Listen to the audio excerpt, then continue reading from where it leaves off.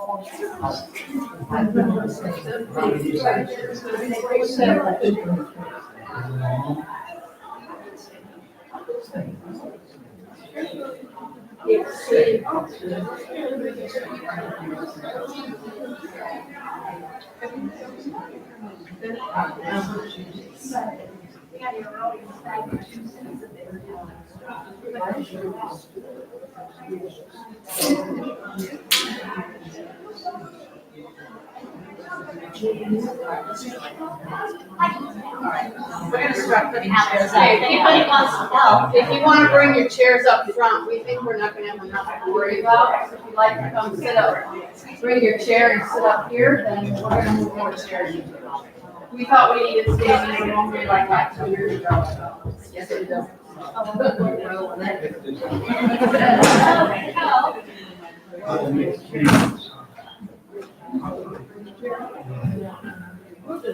Okay, thanks. Or you could just.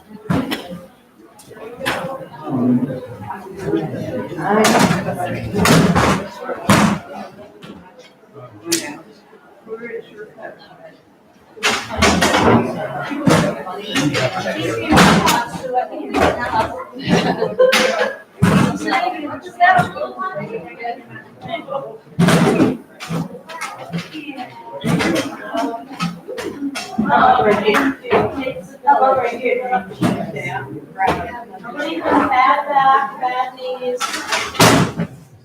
Where? One or two of us take them off.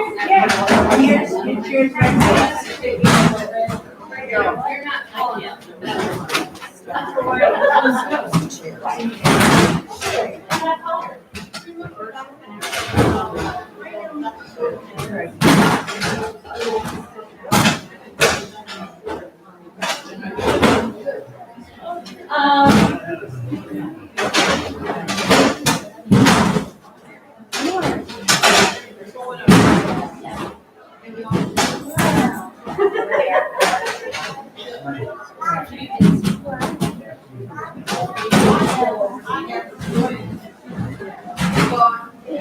I got a message from that meeting. I'll call you after. I think so. Something like New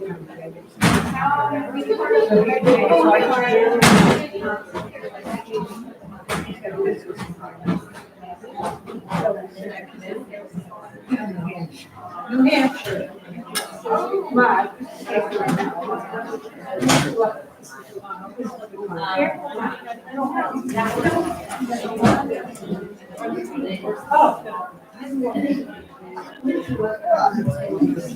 No, thank you. No, thank you.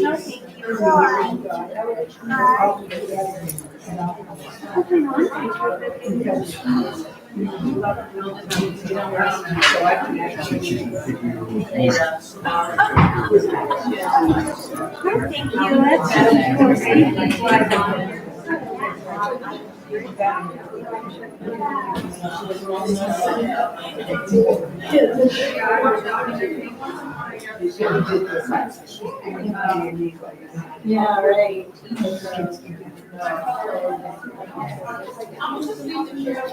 Okay, you said you would like to You know Maggie? Hi, Maggie. Hey. My friend Peg. Thank you for your help. Appreciate it. Thank you, everybody. For your help. You know, that, yeah. Kim's wife.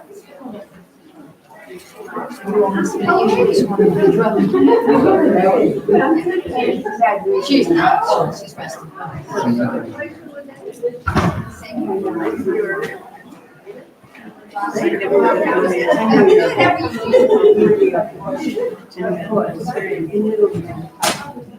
But it takes some time.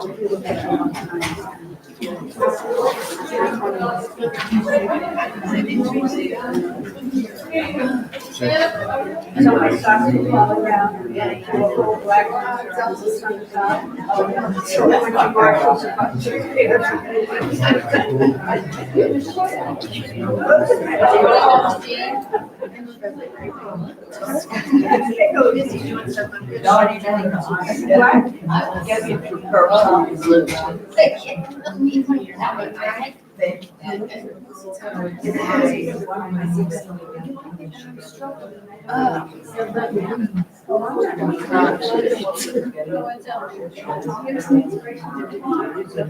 You got 40 minutes.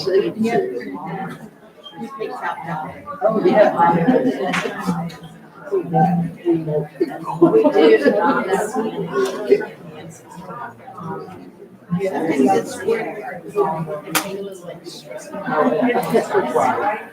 yeah, we were. I know this kind of disappointed. What? Not my turn this year. I'm doing tech stuff.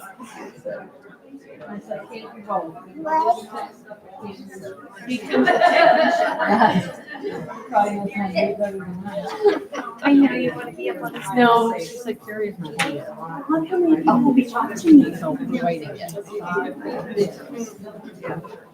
And then about how long, like this presentation.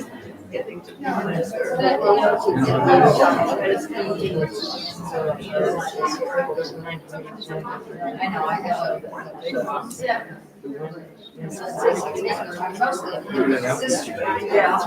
I have a box for each kid.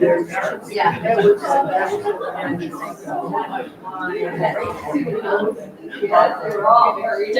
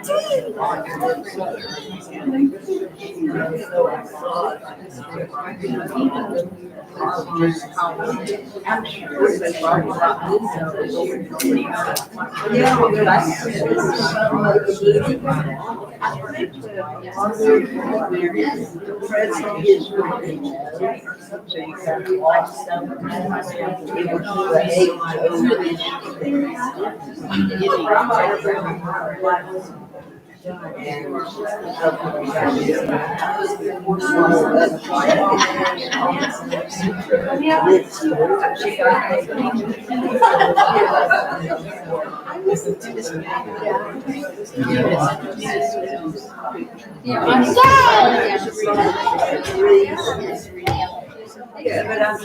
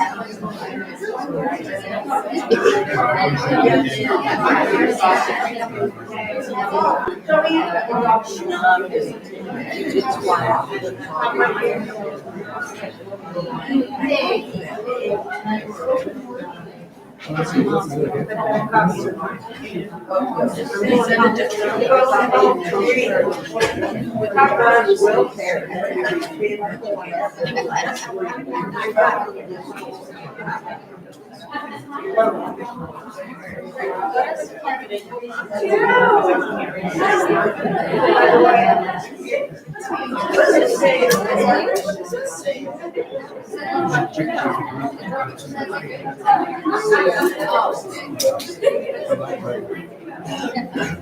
do I find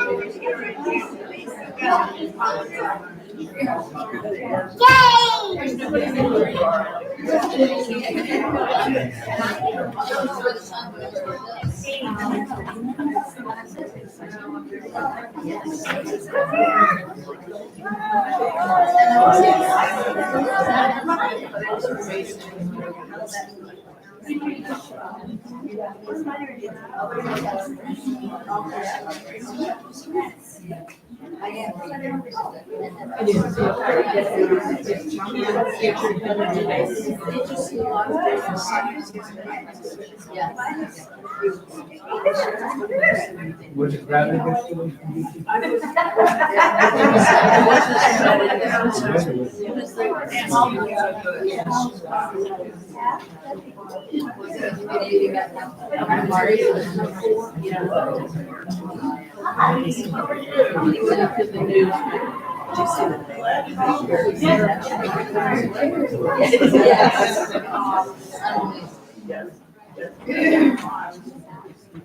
Well, we've got, I mean, Delta, that's a long story. Not necessarily.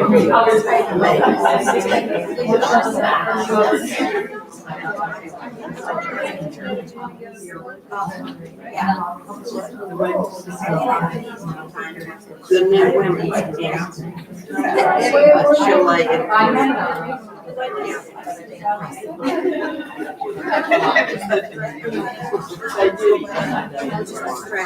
Oh,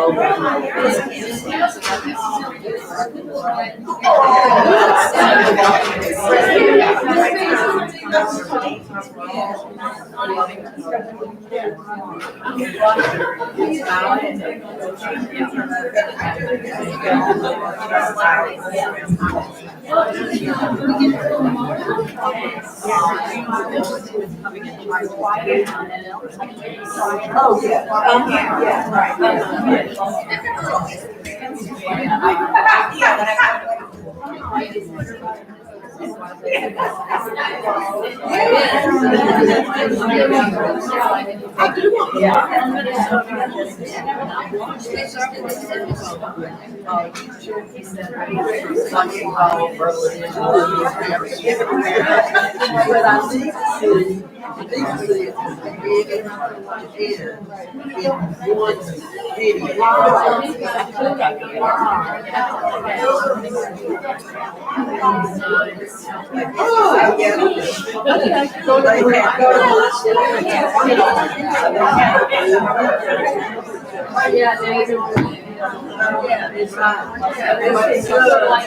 It looks like a flashing.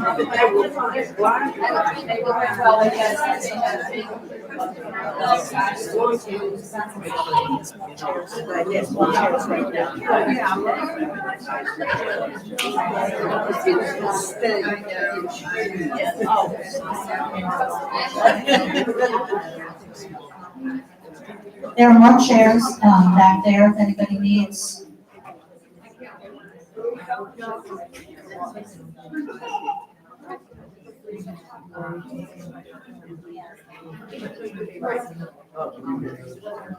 Welcome, everyone. Thank you for coming out on this cold day and when there was threat of bad weather. I was just told that threat of bad weather keeps people home in Delaware.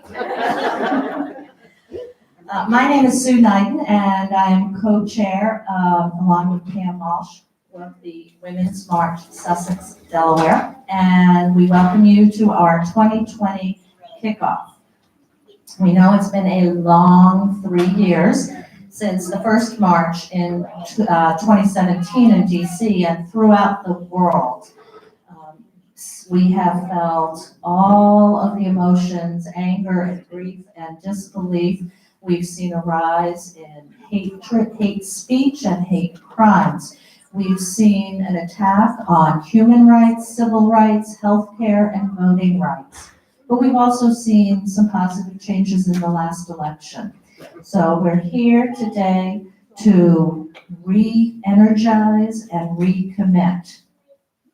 2020 is an important year. We are going to have to work to get our democracy back. I wanted to tell you a little bit about Women's March, Sussex, and I wanted to give some thanks and then introduce our speakers. We're still waiting for the fourth speaker who's coming from Delaware, so from Wilmington. So we started as a small group who were planning on just taking a bus to DC for the first Women's March.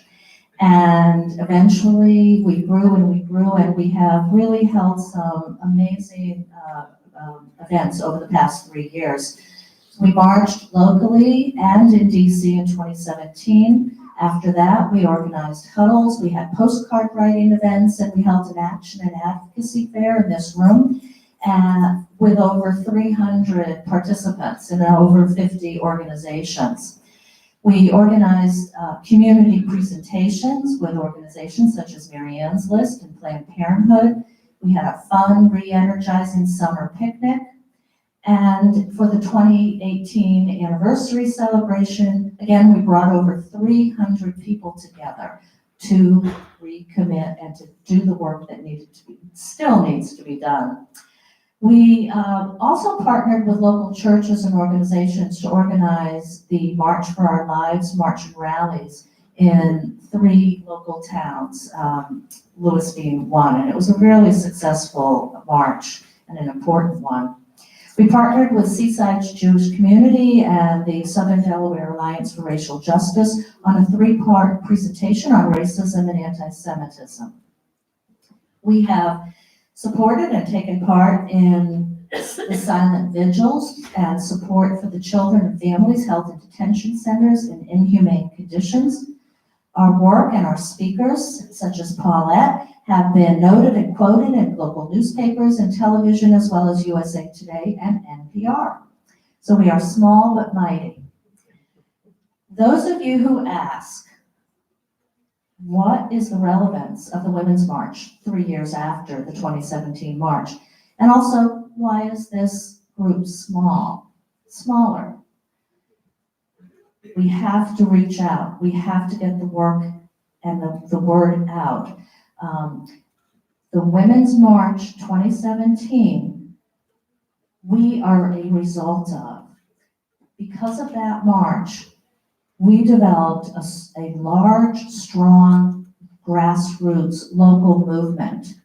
And we are going to continue, and the way we're going to do that is working together and working with organizations such as the ones that have joined us today.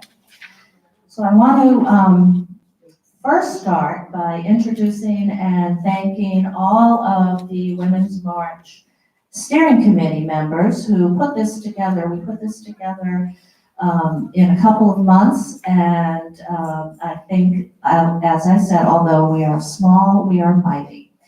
So I wanted to, if you're here, can you just stand up, Laura Yadin and Denise Davis, who are chairs of our legislation, advocacy, elections, and rapid response committee.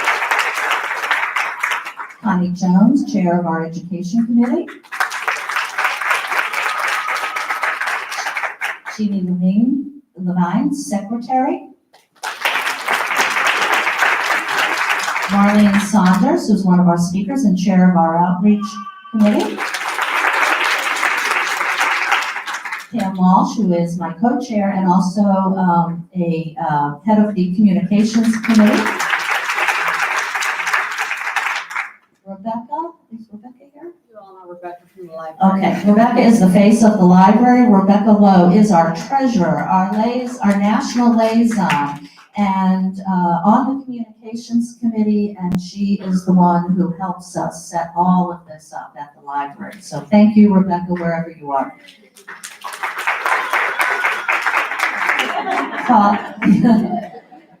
Paulette Rappa, who is also one of our speakers, is on our steering committee, and of course the teacher at our famous Politics 101 and Politics 102 classes. And unfortunately, last but definitely not least, Charlotte King, who cannot be with us today. She's not well, and we are sending her our love and our prayers and our healing wishes. We're hoping she'll be home today. So she sends her best to all of us. I also want to thank Cheryl Schulte and Viv Holt, who have come out to help us today. They helped with the registration. And I want to thank Connie and Jeannie for providing the 4 wonderful door prizes that we have. Finally, I want to welcome the organizations that you've had a chance to meet out there. The Southern Delaware Alliance for Racial Justice, BOTAMOS, Mary Ann's List, the YWCA, and of course the Women's March, Education and Legislation Advocacy, Election and Rapid Response Committees. I also want to welcome, say that again, LAE. And rapid response. I also want to welcome the Delta Sigma Theta sorority, who's represented here today, and the Alpha Kappa Alpha sorority as well. I also want to thank Laurie, who put together this beautiful little bookmark. And please take one or take a few, spread them around. And please spread the word of the work we're doing, sign up for a committee. As I said, this is an important year. So if you can make a commitment for the next 12 months, through to election, we need you. So with that, I'm going to introduce our speakers and start.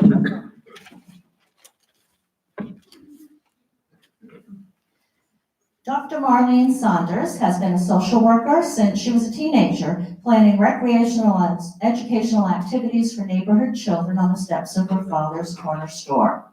She earned her MSW and DSW degrees from the University of Pennsylvania School of Social Work.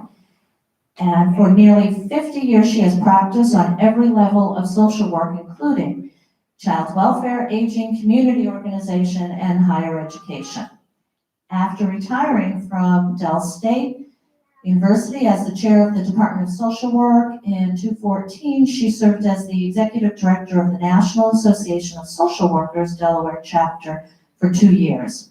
In 2018, Senator Nicole Poore credited her with the passage of HB 311 that now requires all social workers to be licensed. Dr. Saunders has been a member of Alpha Kappa Alpha sorority since 1965. She's a member of the National Association of Black Social Workers and the National Association of Social Workers. Dr. Saunders is an active member of Mount Calvary United Methodist Church in Bridgeville. There are many things that distinguish Dr. Saunders' practice, and one has always been her reliance on history for useful lessons for achieving social justice and equality. And she will begin our journey of looking back and marching forward.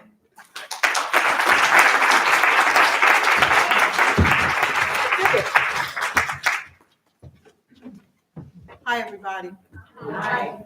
Do I have to hold this? You'll have, You can put it in. it needs to be pretty close to your mouth though. Oh, okay. Can you hear me now? Yeah. Beginning today's program by looking at the history of the women's suffrage movement and modern-day women as a voting bloc is appropriate, given the desired outcome of today's program. That is an event that is dynamic, instructive, and energizing.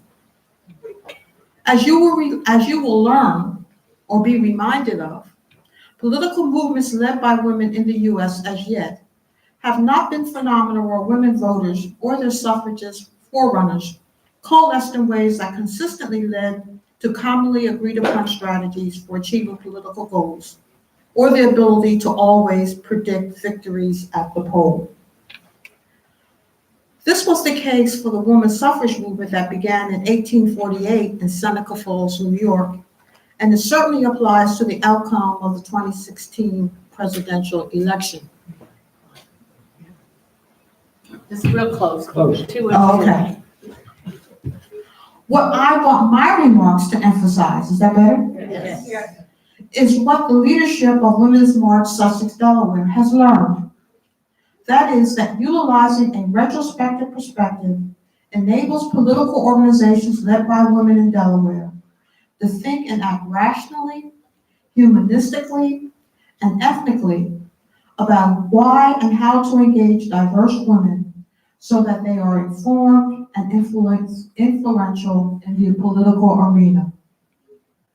To illustrate this perspective today, I will selectively draw from the inclusive history of the suffrage movement as a historical backdrop to, one, highlight a few of the many milestones in the evolution of women as voters; two, gain more insight regarding problems such as mistrust between women that were planted during the suffrage movement and linger today; and three, based on Women's March Sussex, Delaware experiences, offer recommendations that can enhance a process, leading women to voters to greater heights as preservers of democracy for everyone. In this vein, Women's March Sussex, Delaware, and like-minded brothers and sisters accept that inclusive history reflecting everyone, as well as the positive and negative events, transforms truth to power, and also provides enlightening answers to such questions as, what are some of the lessons we can learn from the missteps and the successes that occurred during the suffrage movement that have implications for women today as voters?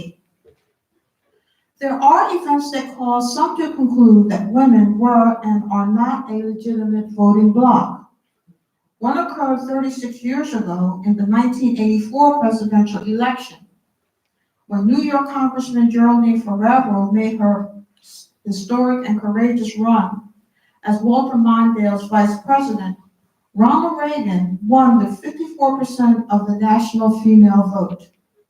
And then there is the 2016 election.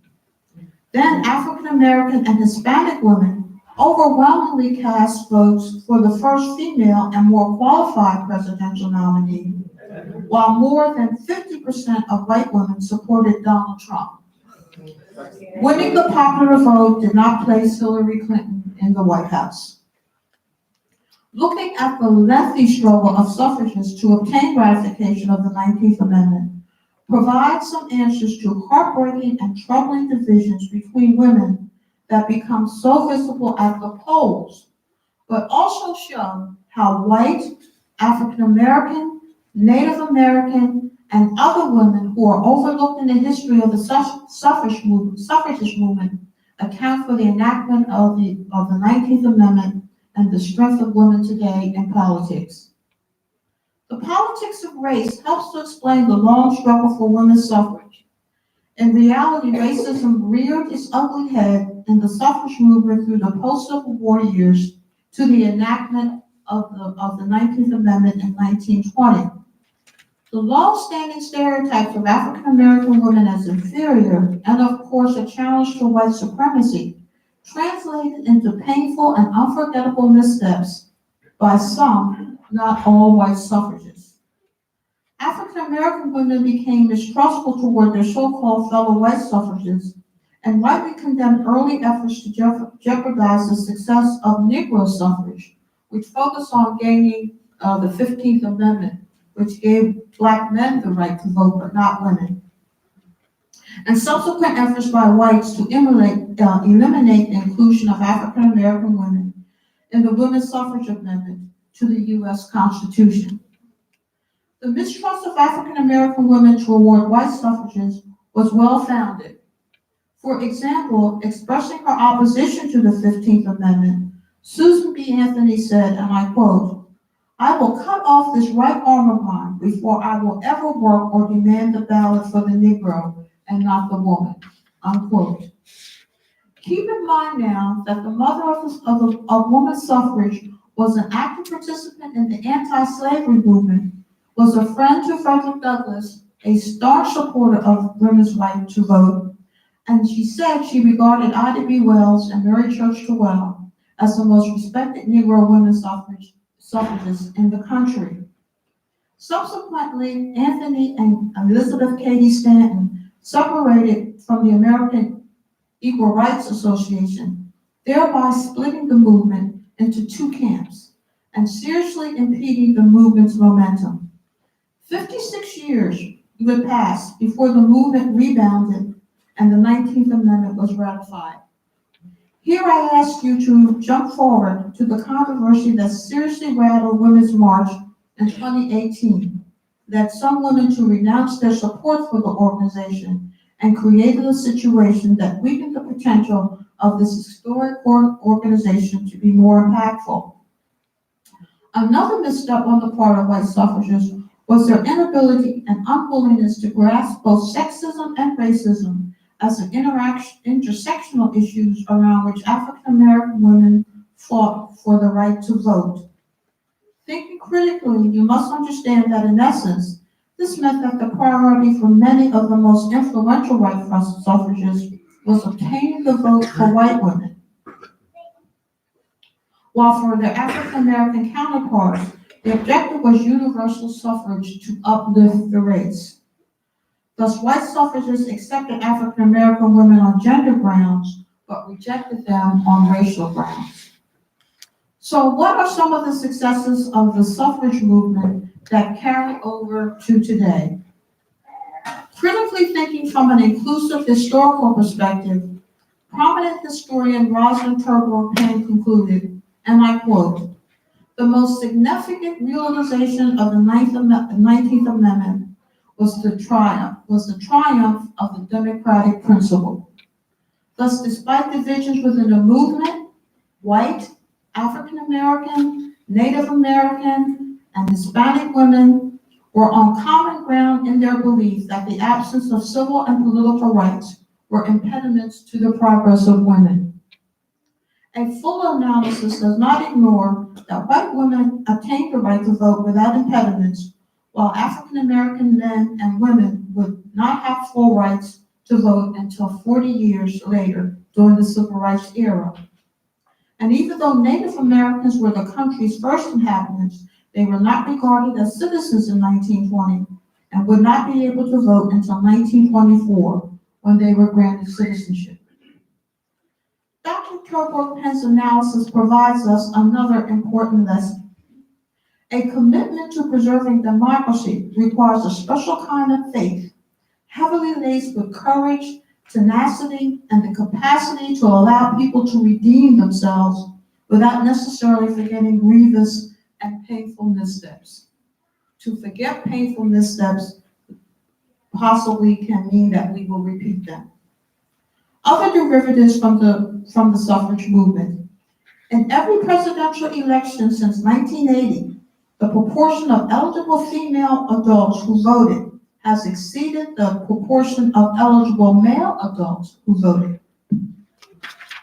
The number of female voters has exceeded the number of male voters in every presidential election since 1964. Moreover, reflecting the most diverse Congress in history, a record 126 women members, representing 24% of the total membership, served in the 116th Congress, 22 more than in the beginning of the 115th Congress. Of course, we have our own Lisa Blunt Rochester.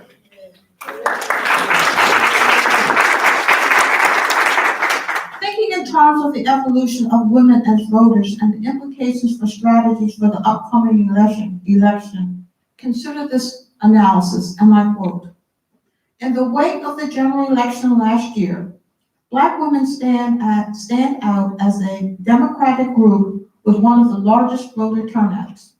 The U.S. Census Bureau reports that 55% of eligible Black women voters cast ballots in November 2018, a full 6 percentage points above the national turnout. Continuing the analysis states, and I quote, "If you want to know what the possibilities for this country are beyond Trump, then listen to Black women who are extraordinarily engaged, who are following politics, who are the most likely to vote and bring our communities forward and support a broad-based agenda," unquote. I will add, we must listen to the Hispanic, Latino, Mexican, American women, listen to women in the LGBT community, and listen to poor white women. In light of the above, what are some of the historical lessons we can draw from the history of the women's suffrage movement that Women's March Sussex has learned, practiced, and can impart today? 1, vigorously engage women, especially those who are marginalized. 2, go to the communities where they live. In the words of Brian Stevenson, create proximity. 3, movements led by women are imperfect because people are imperfect. Thus, leaders of women-led organizations must offer opportunities for cross-ethnic racial gatherings that allow people to honestly dialogue about the pain of the past and how to heal through relationships that are present not only in meetings like this, but in addition in each other's homes, churches, and clubs. People must have opportunities to change. I have. 4, when a situation like the one that challenged the Women's March National Organization in 2018 occurs, doing what Women's March Sussex Delaware did is strongly recommended.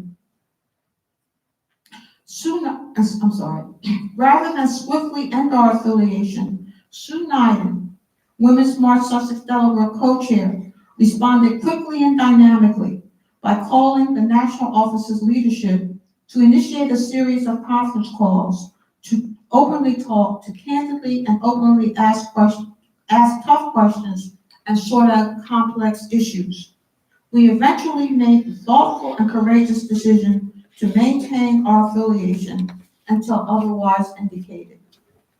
In conclusion, and in the words of a gospel spiritual, through it all, a diverse cadre of women are discernibly moving in the direction of becoming a voting bloc for a president and legislators who abide by a democratic principle to serve all people. In addition, we have clearly demonstrated that we are influential politically and are fearless, committed drum majors for equality and social justice for everyone. Thank you.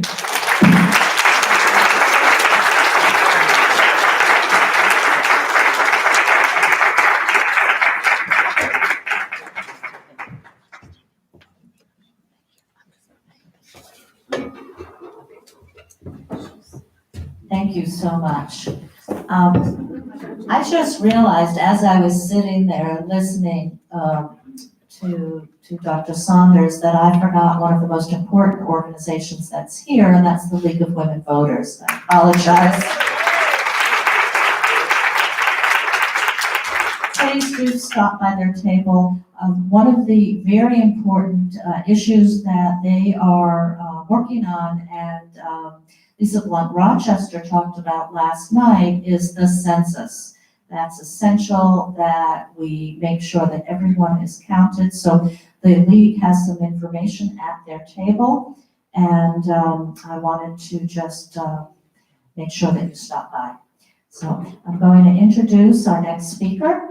Paulette Rappa is the executive director for The Way Home, a nonprofit located in Georgetown that works with formerly incarcerated citizens. Prior to that, Paulette was an educator for 16 years, teaching high school and middle school in New Jersey. She holds a BA in communications and an MS in educational psychology. She serves on the steering committee for the Southern Delaware Alliance for Racial Justice and the Women's March Sussex Delaware. She also serves on 2 statewide committees, the Lieutenant Governor's Behavioral Health Consortium and the Delaware Correctional Reentry Commission. Paulette ran for office. Most of us, voted for her, and she came pretty darn close to get a Democrat and a woman in office in Sussex County. County. So we're gonna keep plugging at that, right? She resides in Long Neck and is a proud mother of a blended family of 8. And I welcome Paulette.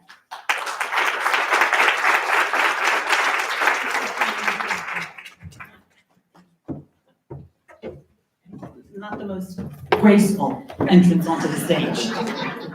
So good afternoon, Sussex. Let's hear it. Isn't it nice to be back with family?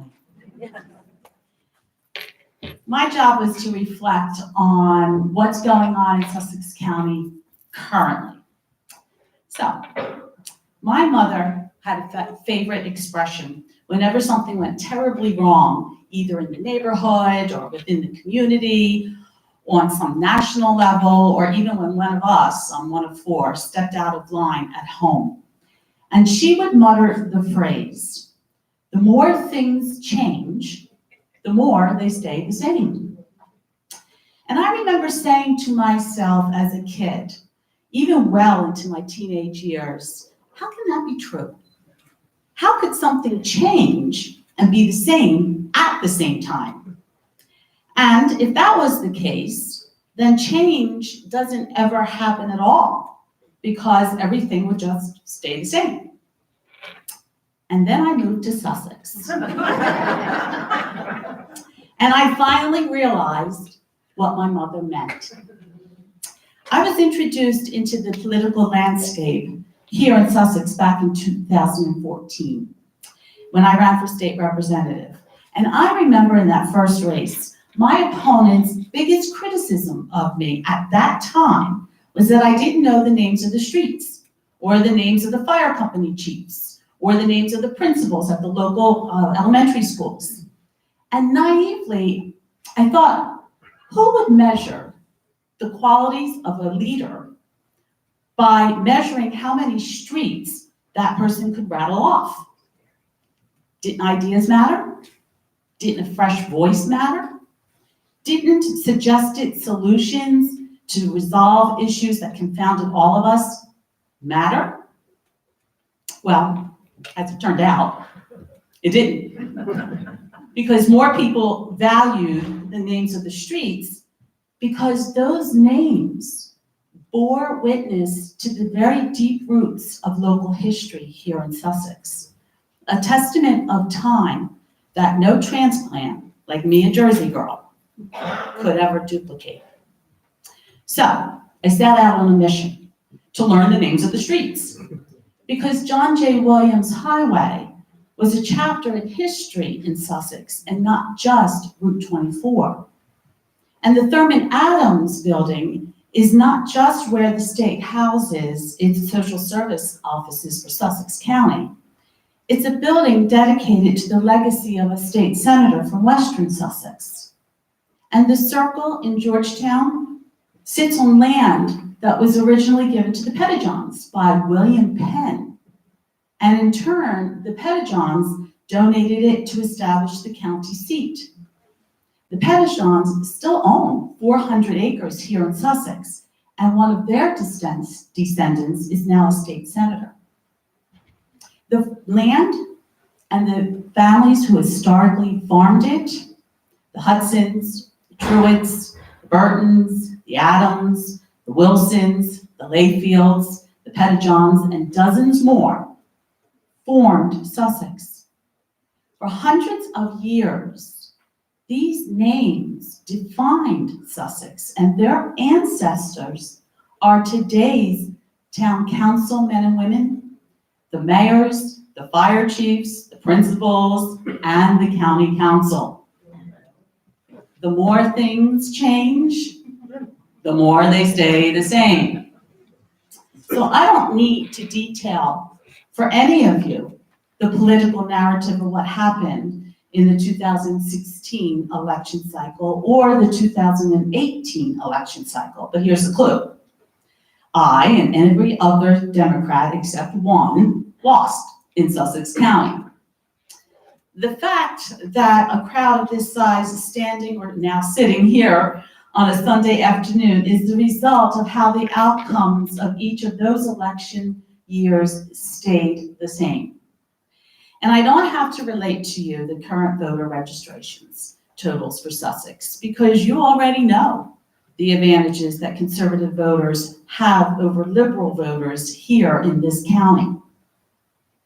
So what can I tell you? The simple truth: we cannot become what we want by remaining what we are.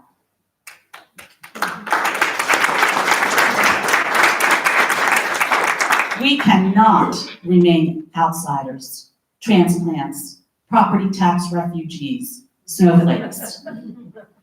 We need to believe that it is not about the registration numbers or the family names. We need to stop being bogged down by that. Nor is it about finding the very few Sussex Countians that are not registered to vote, because we have registered over 90% of them. Instead, we need to focus our attention on performance, on voter turnout, on pushing the political boundaries to eventually elect individuals that are more aligned with our values. Mother Nature, God bless her, provides us plenty of examples of creatures, animals, mammals, reptiles, insects, sometimes smaller than 2 inches, that can bring down other animals, mammals, reptiles, and insects 1,000 times bigger than themselves with just one sting or one bite. Look, we may not win elections here in Sussex in 2020, but make no mistake, we continue to leave our mark in ways that have never been seen in the history of Sussex before. Rallies, forums, marches, meetings that call into question racism, climate change, criminal justice reform, educational inequalities, social mobility, voters' rights, women's reproductive rights, sexual identity, and gender equality. We need to remember that this country was founded by the quills of men, but it was inked into a living document by the toils of women.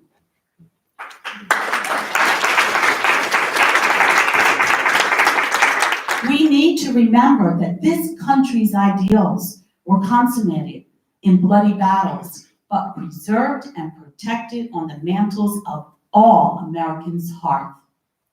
We need to remember that every one of us sitting in this room are Delawareans. We need to remember that all of us sitting in this room are Sussex Countians, and no one should tell us otherwise. And we need to remember that we belong and act like the majority. And as I instilled in my children, we need to continue to question all things and defy when necessary.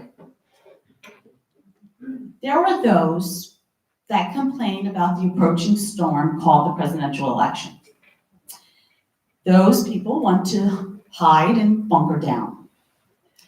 There are those that expect the approaching storm to change itself, as if wind can be easily commanded or harnessed by the mere snap of one's fingers. And then there are those, the realists, that adjust their sails to weather the storm.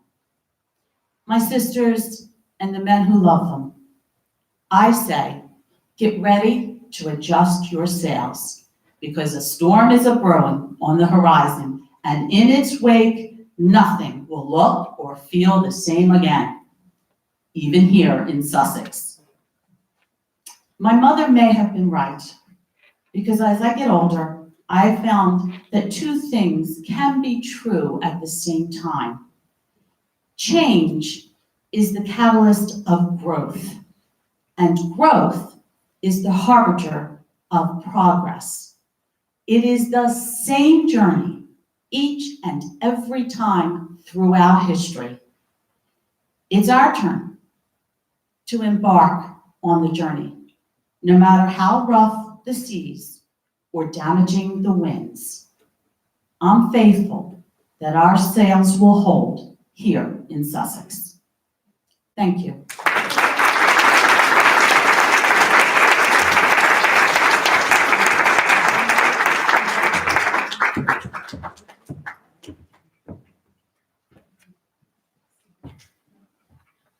It's a feat getting on this stage. Thank you so much. I'd like to introduce Alana Berry. Alana is the founder and chairwoman of the Brian Allen Stevenson School of Excellence. She's an emerging charter school in Sussex County, Delaware, launching as a service learning high school in the fall of 2021. And we're really excited about that, Alana. Alana is a lifelong educator with a deep commitment to Delaware. Throughout her career, she's worked in an array of education spaces, working in traditional district schools at the Delaware Department of Education and in education nonprofit. In her most recent role, she supported leadership development, classroom training, and coaching of teachers across the state of Delaware. In 2017, Alana launched an educator leadership program called Engage Delaware. Alana began her career as a classroom teacher in education through Teach for America. In 2013, she was awarded the Sue Lehman Award for Excellence in Teaching. Alana holds a postgraduate certificate from the University of Pennsylvania in virtual online teaching and learning, a graduate degree in management and organizational leadership from Wilmington University, and an undergraduate degree in writing and rhetoric from Syracuse University. As a native Delawarean, she is devoted to Delaware, serving through nonprofit leadership, and currently serves as an advisor for the Youth Philanthropy Board of Sussex County, membership chair of Next Generation South, and as a board member of the Delaware Center for Justice, the Milton Historical Society, and the Delaware Guidance Services. With that, I welcome Alana.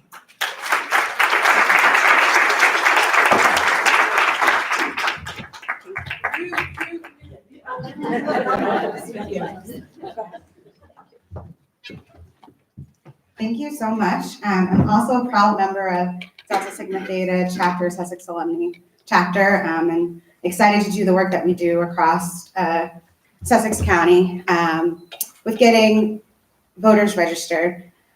I think there are a couple of things I wanted to talk about today. One, I was tasked with sharing with you all the perspective of millennial and Gen Z voters, which feels like a really big bucket. And so I'll talk a little bit about my perspective from the lens of a millennial. I'm not a Gen Zer, so, but I speak a little bit to what my experience has been. And I think that it's fitting to go after Paulette and Marlene because they both kind of talked about things that probably, without knowing it, is going to impact the way that I talk today and what I'm talking about. I wanted to start talking about kind of my own roots here in Sussex County and my lineage and my family. And I think Paulette's conversation about names is an important one. I'm a Stevenson Sturgis, which there are lots of in Sussex County. I'm also a Scott, which is northern Sussex, southern Kent. And those names matter to me deeply because they're not the names that you see on street signs, right? They're not the names that you see on buildings. And for a lot of people who look like me, that's true more often than not. But it doesn't mean that those stories aren't important, and it doesn't mean that their contributions weren't important. In fact, that's one of the reasons why I'm doing the work of founding the Brian Stevenson School, because I do see the power in names and I see the power that they hold in our community. And so I'll start with a story. My roots run deep here in Sussex County, and in my family, it was never optional to vote or not. It was expected. And it's not a surprise that the first election that I was able to vote in was the 2008 election. And it was also the last election that my grandmother, born in 1925, before she had the right to vote, was able to vote in as well. And it's those kinds of connections that lead me to do the work that I do and bring me to stand in front of you today. I remember that election night very vividly, as I'm sure most of you do. I was in college at the time, which is a really cool place to be when you vote in your first election. And the person you voted for gets elected, right? And I distinctly remember everyone on campus gathered in the quad, and it was just all night long, people chanting and the excitement. And it was one of those flashbulb moments, right? Because you just remember how excited and happy people were. And that was true all across the country that night. Maybe for some of our country, maybe not for all of our country. But what I felt that night, I think, is important to why we're here today and why we're even having this conversation. What I felt that night was hope. And it's what President Barack Obama ran on, but it was more than that. It's what we needed at that time in our country. And that hope, that promise of a better tomorrow is still there, right? It still lives, that he planted a seed that still exists today. And for me, and for a lot of my peers at that time, for a lot of our first-time voters, it was that hope that got us to go to the polls, right? It was that hope that got some of the highest turnout numbers we've ever seen. But what I've been learning in the election since is that national elections have this ability to, what I would say, open old wounds for a lot of people. And it pushes all of us to kind of put all of our cards on the table, right? When we're going through a national election, there's kind of no hiding from what's true about our country and what's real in our community. And that doesn't always feel good, right? And for a lot of people, it feels kind of ugly. It doesn't feel nice. And often what we want when we open a wound of any kind is we don't want the Band-Aid, right? We want the antidote. We want to make sure that we solve the problem and it doesn't happen again. And for many of us, particularly me as a millennial and the Gen Zers coming up, we're still talking about the same issues that my grandparents were talking about, that my great-grandparents were fighting for. And that is problematic for a whole host of reasons. My grandmother told me a story many times, same story, but it stuck with me for a reason. She grew up in Frederica, so kind of at the intersection of Kent and Sussex for a lot of people, and she grew up on a farm. Most of my family are farmers, no surprise, Delaware. And she talked about going to school back when there were one-room schoolhouses in every community, most of them the Pièce de Pont schools, and that she would have to walk with her siblings to school, and that she had neighbors that every time they would see her walking to school, they would send out their dogs, and the dogs would chase them all the way to school. And they did this every day, but they still went to school, right? They still kept going to school. And I think that for me, it's those kind of stories, it's that lineage that has me standing here still fighting for the issues that my grandparents and great-grandparents fought for. And so to kind of pivot and talk about millennial and Gen Z voters, I think often we've all come from some type of story or history of a family of fighters in some way, shape, or form, right? And I think what people often confuse about, I'm just gonna say new generation voters, we'll just encompass them together, is that we don't want connection. And I think that that's false. We want to build relationships, we want to feel heard, we want our elected officials to know what we care about. We're not a monolith, which seems to be what people think about us. There are all different kinds of voters in my generation and the generation after mine. And often it's not enough, because even if you look around this room, often the question is, why aren't they here, right? I hear that a lot. I'm frequently one of the younger people in the room, and people ask me that question all the time. And it brings me back, to an African proverb, it takes a village. It's not enough to ask why aren't they here. You have to bring them here. You have to talk to them. You have to understand what they care about. You have to understand what drives them, and also the reasons why they might not be here, right? And sometimes they might not be able to come to this, so maybe you should take them out for coffee and listen to them and hear, and share why you think it's important to vote. Share your own stories of courage, and what brought you to do the work that you're doing and why you're still fighting. And I think that you'll learn that they have their own stories as well, and sometimes people just don't ask to hear about them. And we care about the issues, just like you care about the issues, right? We care about the how, importantly, right? How are you gonna solve the issues? We want the anecdote, not the Band-Aid. And we wanna feel heard. And that's the important piece. And I would say, I would guess that that's not different from any other generation that came before us, right? And so I would urge us all to start thinking about millennials and Gen Zers in the same way. We want connection. We want to be talked to. We want to be heard. There's no kind of secret code to this and getting the next generation out. There's no specific message. I think, though, healing is needed. I do think that there's some distrust built between my generation and the way that our government works. And so I think some healing has to be done, and I think that happens through conversations. Trust is necessary. In fact, it's required to move this movement forward. And I think to gain that trust, healing has to happen first. There are issues in our community and in our country that need to be solved, and that we care about finding the right people to solve them.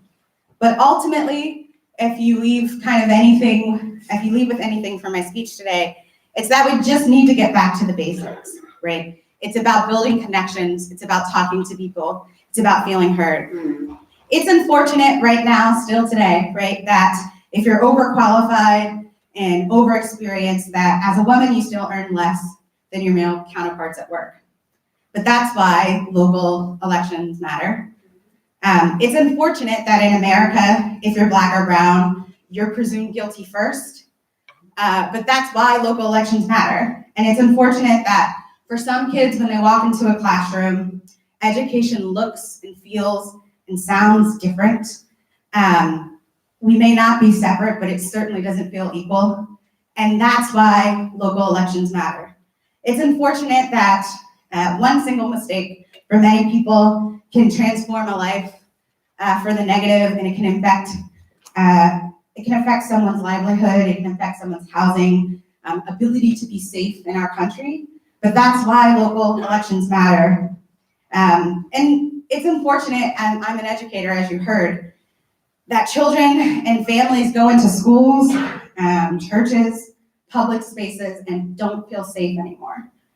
But that's why local elections matter. We've got to do better. But yes, that does mean getting out the right to vote. It means getting out people to vote. That means engaging young, new, old, and in-between voters. But more importantly, it means going to the booth educated, knowing what you're voting for and who you're voting for, and voting down the ballot. The last election cycle in 2016, I think it was over 30,000 voters voted in the presidential election, but didn't vote in the local election here in Delaware. So that literally meant they went to the booth, they checked off the top, but they didn't vote down the ballot, right? And that amount of votes can transform our election here in Delaware. And so if I leave you with anything, it's stay informed, vote local, and vote down the ballot. Thank you.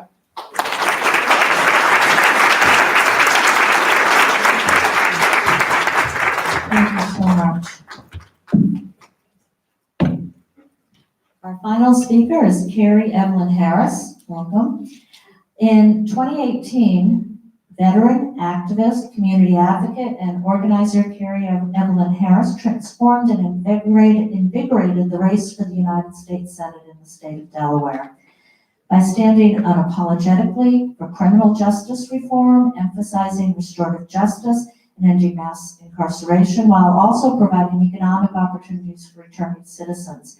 Harris demonstrated a keen understanding of the current crisis of mass incarceration, recidivism, and disproportionate ways institutionalized racism and economic injustice personalized low-income people and people of color. Kerry proposed a raise in the minimum wage to $15 an hour and indexing it to inflation. By insisting on increasing wages for the lowest paid, she exposes the lie of simply providing jobs to combat poverty, forcing the recognition that stagnant wages are actually a form of oppression.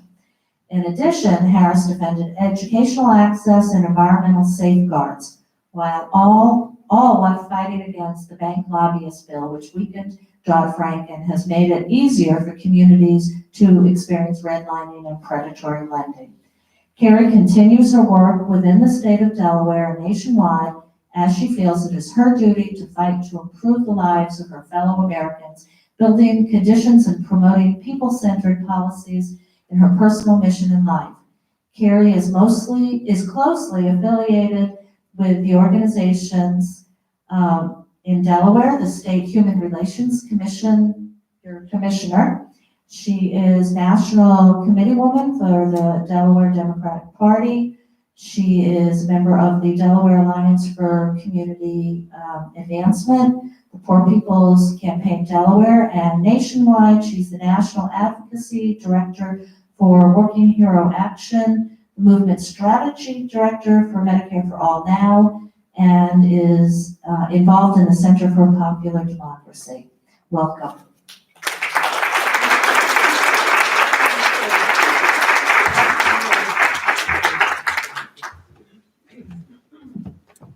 Good afternoon. Good afternoon. I'm a mover, so work with me a little bit. And those of you that know me, I wear my emotions on my sleeve, and it's just been a trying few weeks, a lot of stories to share. So if I tear up, just know that's who I am. But I want to leave with a couple of stories.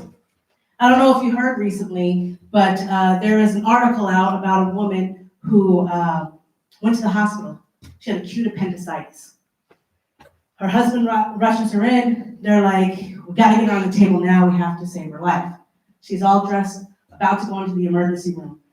Doctor comes in, already in his guard, comes to her, assures her, you're in good hands. We want you to know that we're going to take care of the surgery. We're going to prevent the spread of any further toxins in your body. But I need to make you aware, I am not in your network. And so your insurance company will not cover this, and it's going to cost you $13,000. True story. True story. At that point, what do? You can't say no, because the other option is death. I'm sure there might have been some people who would choose death, and I know that there are some, because I have a good friend of mine whose mother will be dying of lung cancer within the next 3 months. And when she finally went into the doctor said to her, you had to have been feeling this for a long time. Why didn't you come in? And her response was, because my children just lost their father, and I didn't know how much this would cost them. There was a young man who was arrested for a misdemeanor violation, was in jail. He had a cell phone on him. He had been texting his wife to let her know he was in jail. He had supposedly went through the strip search, which was required to be processed, but he still had his cell phone on him. At one point, his cell phone dies, and he goes to a guard and says, may I use your charger? My cell phone died. The guard reports him. He is charged with a felony of having a cell phone in prison and sentenced to 12 years. This is our nation. And in many respects, we see it happening throughout our state. These are only 2 stories, well, 3 stories, of 2 issues. And there are lists of issues and pages, reams of stories. And I'm sure each and every one of you has a story that you think is unique, and it's not. Here's another story. Those of you in the room, I am assuming, understands that we built this nation on the backs of an atrocity. And if you don't know, we weren't that good at slavery when we started. So we reached out for some help. And there was this guy in the islands who was really well known for keeping his slaves alive. So a number of slave owners in the United States chipped in and asked him to consult them. And he wrote a letter. After he studied what we were doing, he said, this is how you can keep your slaves in line. And some of the information he shared was things like this. Take your biggest, darkest N-word, tar and feather him. Tie him to 2 horses and have them go in opposite directions until he is ripped limb from limb. When your other Negroes see this, they will be afraid to ever stand up because you took your biggest, strongest person and ripped him limb from limb. Why am I sharing that? Because in that letter, he went on to say, divide people by color, purposely breed, because you need to make enslaved people animals in other people's minds. Breed with your slaves to create different hues. Separate what they do by duties based on their skin, so that they then separate themselves. On and on this went, and this isn't a Black issue. Why? Because it continues now amongst the races. When slavery ended, the most logical step for white farmers who were not slave owners and formerly enslaved Black people would have been to unite to make sure we thrived together. But instead, the landed aristocracy said, hey, wait, your lot might not be great, but it's better than what the N-words have. And that's a feeling that is sensed throughout. I'm hitting you with a lot of stories because I'm going to get to a point with this. Last February, I went down to Shenandoah Valley and I was on a tour discussing some policy. And the guy that was driving me, he's Greek. He moved here when he was 6. And we were having a conversation. And I explained, those of you who don't know, I worked in a body shop. And in this body shop, a friend of mine was from Greece. And he had a son. And when his son was about 6 months old, he said, Carrie, I'm moving back to Greece. And I said, why, V? He had a very long Greek name, so we just called him V. And he said, I don't want my son to be racist. And I was like, what? Now, if you don't know about body shops, white male dominated, there's a lot of racism going on in there, but, you know, as an American, you're used to that type of thing, though we shouldn't be. And I was like, don't you have those problems in Greece? He's like, not like this. And I can't let my son be raised like this. When I shared this story with this gentleman, he said, Carrie, you need to understand that to earn your whiteness in America, you have to prove your anti-Blackness. He said it's easy to fight as an individual, but as a group, your leaders tell you, you must do this for us to succeed. Our system was set up for us not to trust each other. Our system was set up to keep a certain amount of people in power while the rest of us fight amongst ourselves for the crumbs. There are some of us who feel like we've made it, but we haven't, because we can speak to family members who are struggling. We can speak to family members who are worried about a surprise healthcare bill. We can speak to family members who have been incarcerated unjustly. Because let's face it, in this country, a crime of having a cell phone should not be a felony that takes away your voting rights and puts you in jail and separates you from your 3 children for 12 years. We can speak about community members who are not being properly served by our education system. We can discuss the fact that we have factory farms that you can smell. That when you have friends and family coming from out of state, that in a way you're a little bit ashamed of. And yet there are filters available for pennies on the dollar that would cut that scent from 80 to 90% and the toxins that are a part of that scent. But let's not cost omega farms a couple $1 million of their billions in profits, because they might not want to have more chickens than Delawareans in America, in this state. Our number one industry is tourism. And yet our water is creating cancer clusters that is going to scare people away. We have kids who are being educated who have to move to other states to find jobs. And you know what the irony is? Go to any other state in this union, and every elected official will tell you the same thing.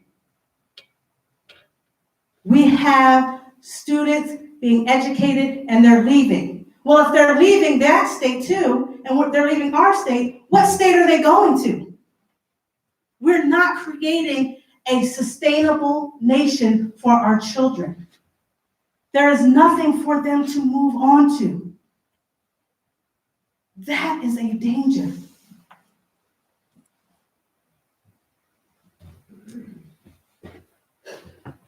I once heard somebody say, you could be a thermostat or you could be a thermometer. Like, this weirdo.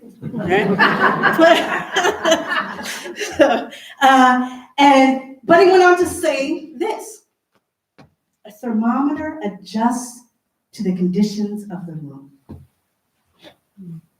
A thermostat determines the conditions of the room. Be a thermostat, he said.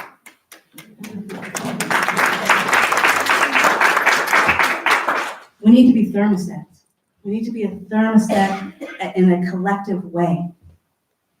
We need to make sure that we are controlling what is happening to create a sense that everybody can make an impact. We need to stop avoiding that relative or neighbor or person we meet randomly on the street who doesn't seem to align with us, because the truth is, people-centered policies don't have parties associated with them. They don't have race associated with them, income, zip codes, or anything else. We have to suspend our own prejudice. We have to suspend our own irritations to figure out what got someone to the point where they hate, where they don't believe, where they can't seem to find the ability to vote in their own best interests. And it's so much easier to sit back and say, I'm not dealing with Uncle so-and-so, or that crazy guy across the street with that particular presidential sign, or that particular state official sign is not someone I'm going to deal with. If we're going to say we should meet people where they're at, we need to meet everyone where they're at. For generations, we've been talking about the need to move now, and yet there's never been a more urgent time, because the future calamity that they were referring to is right now. We don't have much longer for anything. At a point, we're going to implode. When people don't, the leading cause of crime is lack of opportunity. Lack of opportunity.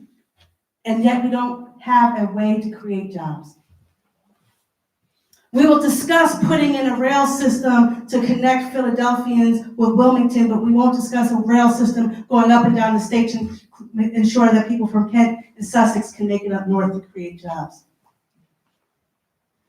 We are, in this state, every single one of us lives no more than 8 miles from a body of water, whether it's a stream, a river, a pond, right?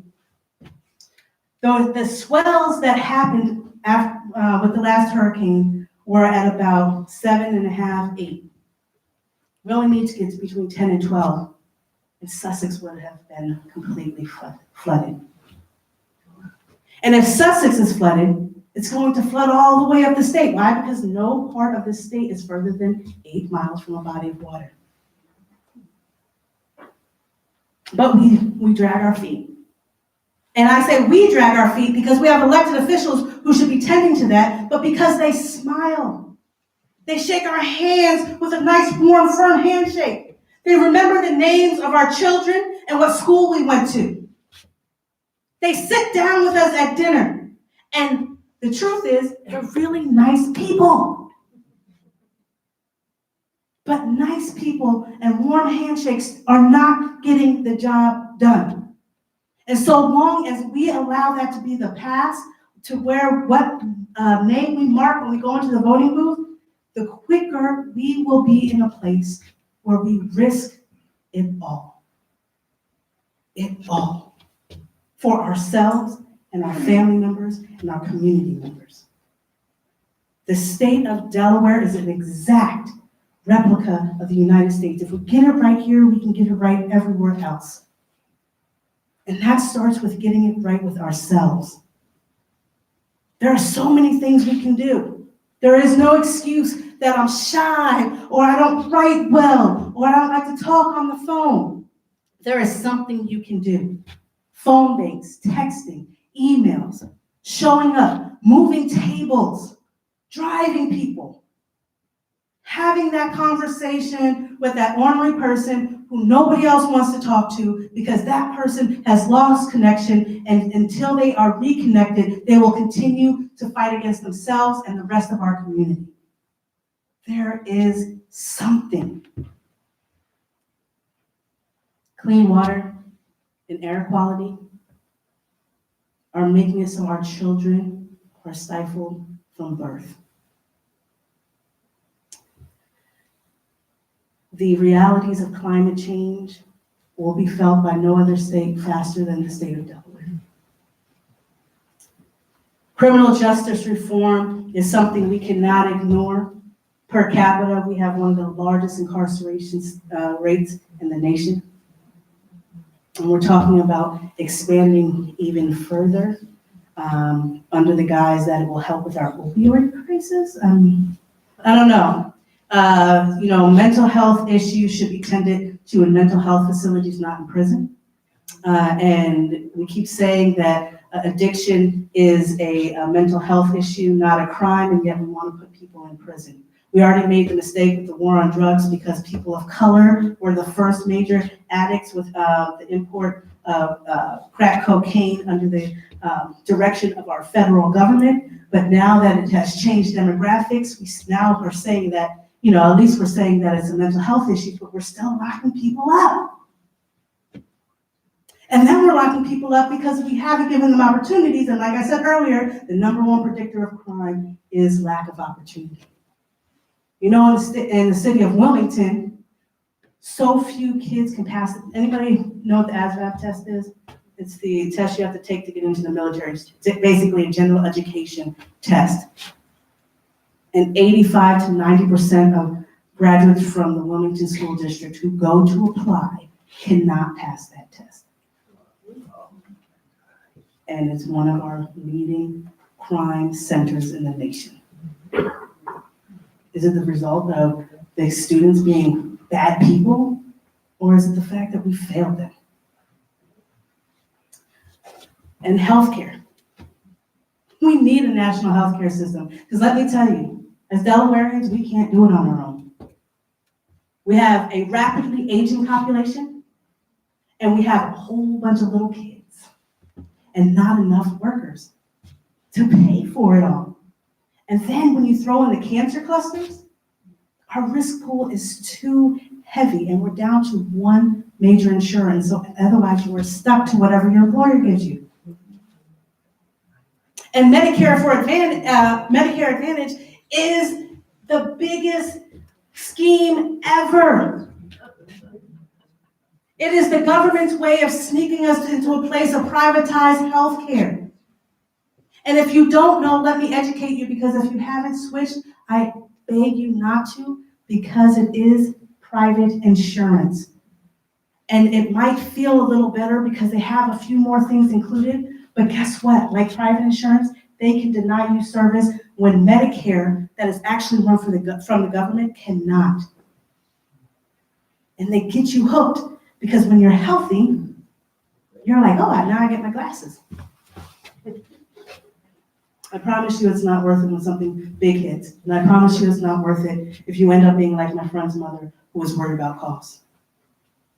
20% is too much, and it's going to be much bigger than 20% if they cut you off. So, I'm not trying to leave you with a sense of dread. I'm trying to let you know that there is a lot of work we can do. And it's necessary and urgent work that we must do. And every single one of us has the ability to affect that change. And every single one of us has the ability to heal the wrongs that our nation has inflicted on each and every one of us. It made us feel like we were not a part of a true union. And I encourage you to remember one of the most beautiful things about being an American. And I'd ask you to go and look when some of the worst things happened to us, how we came together and we threw to the side race, income, and gender. And we pulled people from rivers because weather was coming and people were drowning. We brought our boats in and we made sure people were safe. We would break down doors of burning buildings to make sure that we pulled out children who couldn't make it out on their own. And I encourage you to bring that American spirit forward into this political process in 2020 because the house is burning, the rivers are flooding, and the children are dying. I'm going to ask you to raise your hand if you've noticed a rise in the acceptance of bigotry of all kinds in the last couple of years. I'm going to ask you to raise your other hand. Keep it up because we've all been sitting a long time. All right. If you know that there are some important issues that we need to work on to strengthen our communities. All right, now shake your hands if you believe our nation and state can be better. And I need you to stand up. Stand up. You can stop waving while you push yourself up. If you believe our unity is our greatest form of resistance.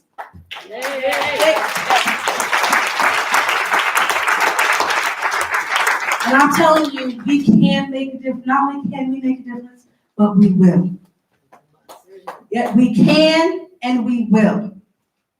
Because when there is any type of negative opposition to what we are doing, we will stand up and fight back.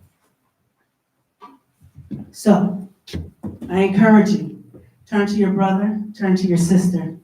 Say, we're in this together. Turn to your other side and say, when you can't, I will. And when I can't, I need you. Because we will. We will. We will. We will. Thank you.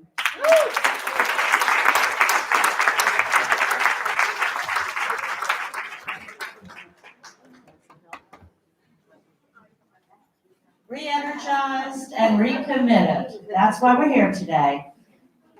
So I'm just going to summarize: vote local, vote up ballot, down ballot, sign up if you want to write a postcard, if you want to join a committee, if you want to plan an event, sign up. There's lots of volunteer opportunities. If you have ideas on more things we can do, let us know. Right now, I want to thank our 4 speakers. Weren't they amazing?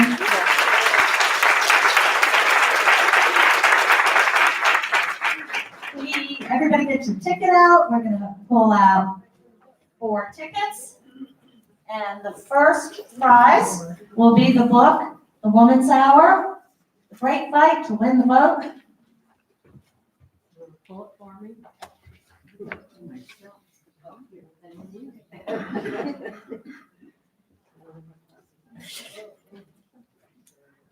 771096. Yay! Is that you? No, I thought one. Oh, anybody? Let me repeat it. 7710946. All right. All right, we'll pick another one. Simple one this time.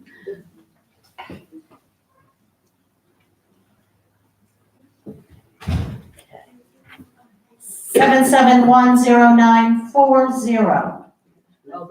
Oh, right, there you go. Perfect. We have a winner. Let's go over this side. Next, we have Becoming by Michelle Obama.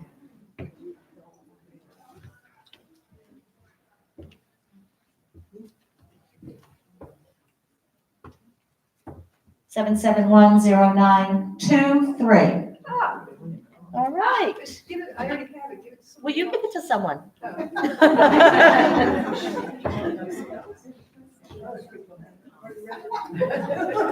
All right. The book Gutsy Women. And of course, this is by Hillary and Chelsea Clinton. It's a book that should be in every history class in this country. 7710955.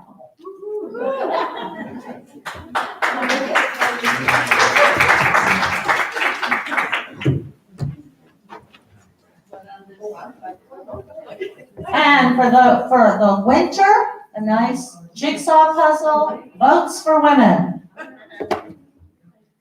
7710950. No, just did that was the last one. That wasn't, Yes, it was. that was 40. So say it again. This was the first one was 40. That's several.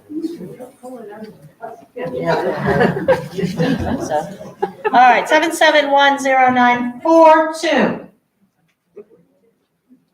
That's mine. Are you 42? Who said that? That's yours? Yeah. All right.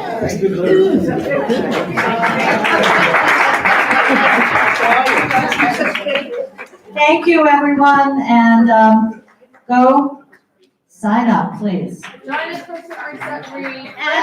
Join us for refreshments. Check in with the table. Take the survey if you haven't taken it yet.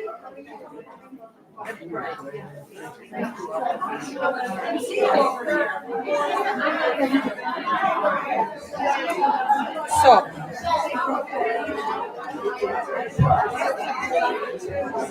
You know what to do now? I have no idea because end stream.